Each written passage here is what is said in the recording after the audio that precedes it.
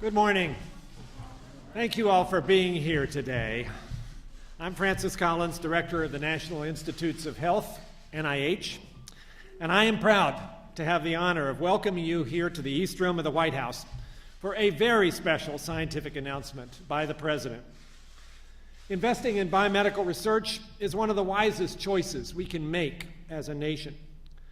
The United States has long been at the forefront of one medical breakthrough after another, helping to save lives, improve people's health, and grow the economy. Moving forward, we as a country are extraordinarily fortunate to have a leader who places such a high value on science to unlock the mysteries of disease and discover new ways of overcoming them. But now we stand at the edge of another frontier in biomedicine and biological research, which the President will describe in a moment. Some may ask how we can afford to talk about investing in bold new research during difficult budgetary times. But the reality is we can't afford not to. The worst thing we can do in challenging economic times is to stifle innovative thinking. And asking people in this room to delay innovation would be like asking the cherry trees in Washington to delay blooming. It's exactly that innovation that holds immense potential, not just for the families whose lives it will change, but for also spurring new jobs and business opportunities. The President understands this implicitly. He knows the importance of connecting scientific advances with solid science policy, and he knows the power of partnership. And that's why he has brought us all together here today. Science agencies within the government, as well as philanthropic foundations and leaders in the private sector, to marshal our talents and take on this next big challenge. So without further ado, it is a great personal privilege and a high honor to introduce our scientist-in-chief, the President of the United States, Barack Obama.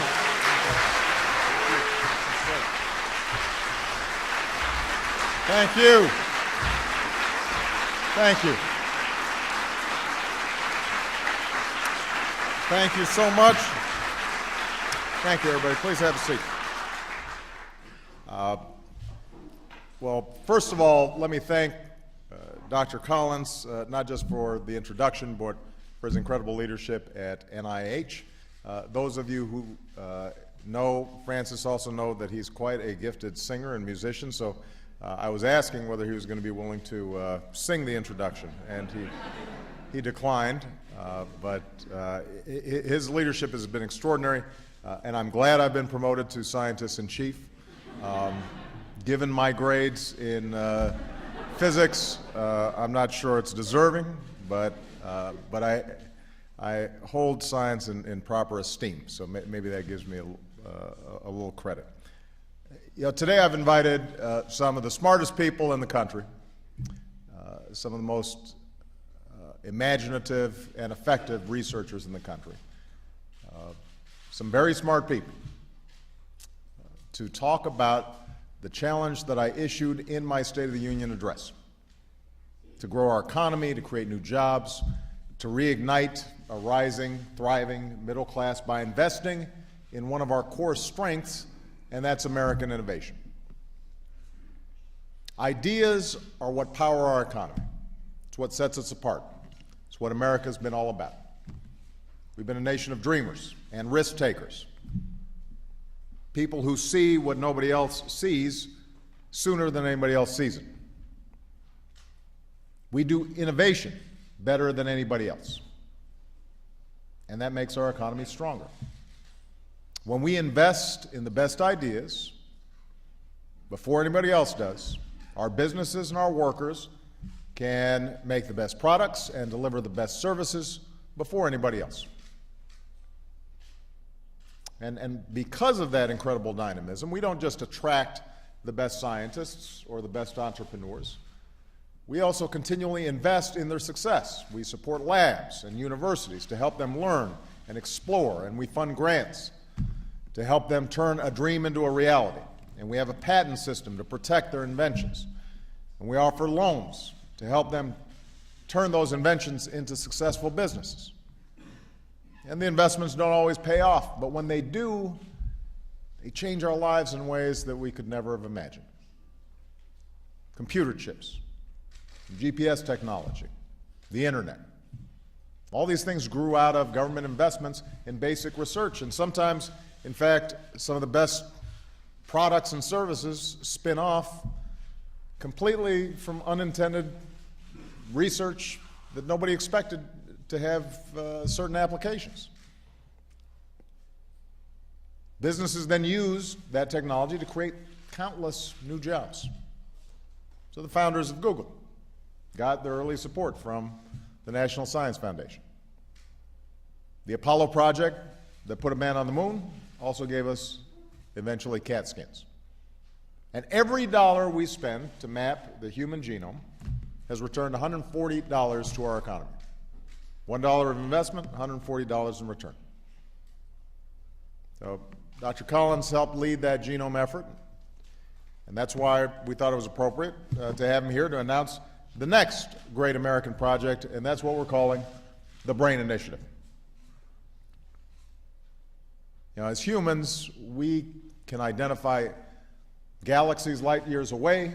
We can study particles smaller than an atom, but we still haven't unlocked the mystery of the 3 pounds of matter that sits between our ears. So today, scientists possess the capability to study individual neurons and figure out the main functions of certain areas of the brain, but a human brain contains almost 100 billion neurons, making trillions of connections. So Dr. Collins says it's like listening to the string section and trying to figure out what the whole orchestra sounds like. So as a result, we're still unable to cure diseases like Alzheimer's or autism or fully reverse the effects of a stroke. And the most powerful computer in the world isn't nearly as intuitive as the one we're born with. So there's this enormous mystery waiting to be unlocked. And the Brain Initiative will change that by giving scientists the tools they need to get a dynamic picture of the brain in action and better understand how we think and how we learn and how we remember. And that knowledge will be transformative. In the budget I will send to Congress next week, I will propose a significant investment by the National Institutes of Health, DARPA, and the National Science Foundation to help get this project off the ground. I'm directing my Bioethics Commission to make sure all of the research is being done in a responsible way, and we're also partnering with the private sector, including leading companies and foundations and research institutions, to tap the nation's brightest minds to help us reach our goal. And of course, none of this will be easy. If it was, we'd already know everything there was about how the brain works, and presumably my life would be simpler here. It could explain all kinds of things that go on in Washington, and we could prescribe something.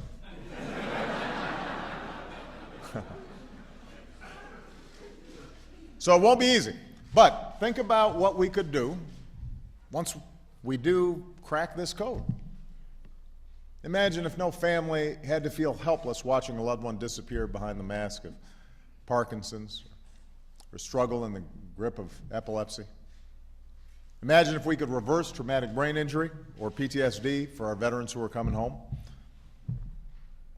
Imagine if someone with a prosthetic limb can now play the piano or throw a baseball as well as anybody else because the wiring from the brain to that prosthetic is direct and triggered by what's already happening in the patient's mind.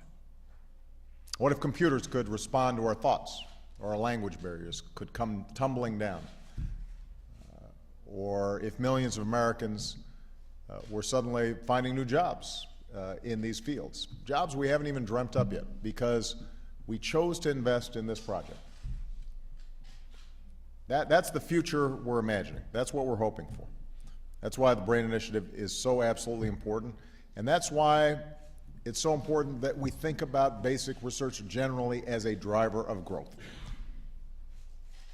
and that we replace the across-the-board budget cuts that are threatening to set us back before we even get started. You know, a few weeks ago, the directors of some of our national laboratories said that the sequester, these arbitrary across-the-board cuts that have gone into place, are so severe, so poorly designed, that they'll hold back a generation of young scientists. When our leading thinkers wonder if it still makes sense to encourage young people to get involved in the science in the first place because they're not sure whether the research funding and the grants will be there to cultivate an entire new generation of scientists, that's something we should worry about. We can't afford to miss these opportunities while the rest of the world races ahead. We have to seize them. I don't want the next job-creating discoveries to happen in China or India or Germany. I want them to happen right here in the United States of America. And that's part of what this BRAIN Initiative is about. That's why we're pursuing other grand challenges, like making solar energy as cheap as coal, or making electric vehicles as affordable as the ones that run on gas. They're ambitious goals, but they're achievable. And we're encouraging companies and research universities and other organizations to get involved and help us make progress.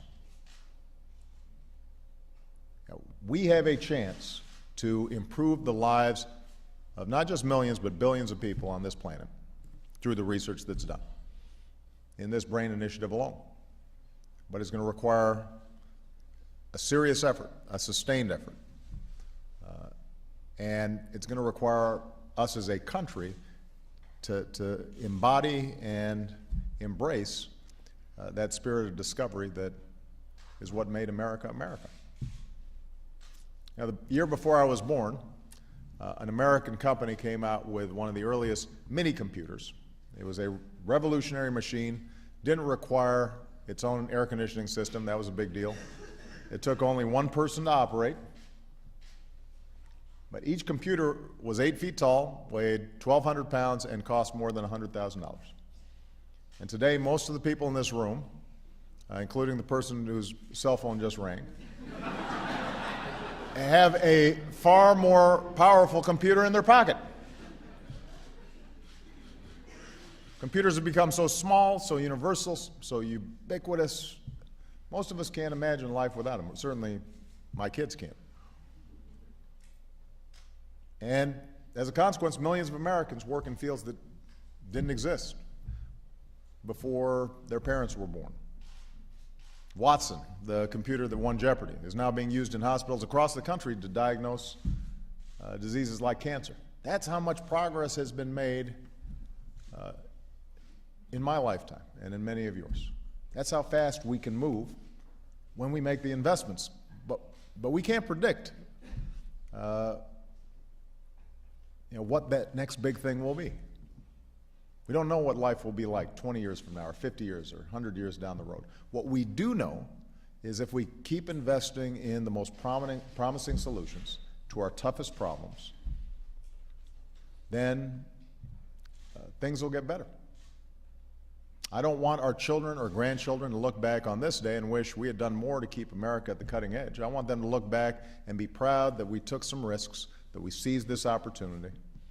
That's what the American story is about. That's who we are. That's why this BRAIN Initiative is so important. And if we keep taking bold steps like the one we're talking about to learn about the brain, then I'm confident America will continue to lead the world in the next frontiers of human understanding. And all of you are going to help us get there. So I'm very excited about this project. Francis, let's get to work. God bless you, and God bless the United States of America. Thank you.